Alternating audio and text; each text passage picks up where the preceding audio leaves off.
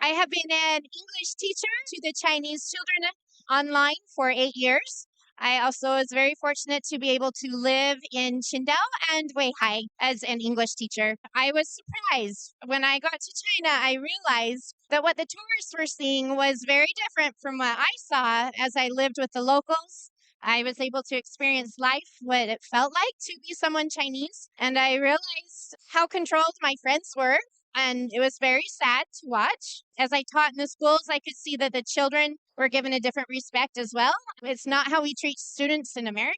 And that really helped me to understand what freedom really is and what is missing from my friends in China. I just wanted to point out the symbolism behind beneath sheep's clothing because it's such an accurate representation of this, like the tactics that they're trying to use to push communism out to the rest of the world. Now, you said that you've experienced firsthand what it's like to be Chinese and live under such a controlling government. And I think the main threat to Americans is that they don't understand the severity of what's going on and how they're being infiltrated to this day. Right. Americans are not taught to recognize what communism is. In fact, we are not even explained it in school. We learn a lot about World War II, but nothing about communism. So what I'm seeing now is the smart cities coming to America, the digital currency, as well as the children in the schooling, how that is changing. It's taking away our ability for independence. We are now watched by facial recognition. We are now controlled by the way we spend our money. It's known by our government.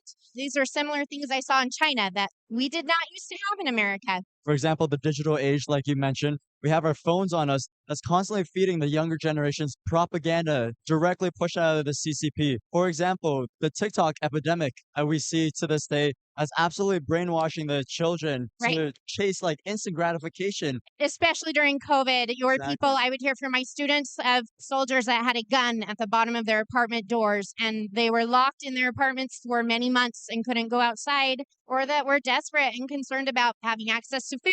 My foster family, I haven't heard from them. I worry about them. Yeah, it's just very scary how your phones were used to track you down and put you into quarantine. You didn't have a right to be healthy and still produce an economy during that time. Speaking back to our phones, when the A4 like paper revolution was sparked in China a couple months ago, they were sending messages through airdrop in an effort to attempt to conceal their identity and reduce the paper trail that leads back to them. So what did China do? They just asked Apple to shut off the airdrop feature in all of China. And it's a crazy thing because you think Apple is an American-born company. I'm sorry that happened. That was very wrong. It's just not only that, but it's an effort that we have to make as Americans to inform other Americans what's actually happening and help them wake up.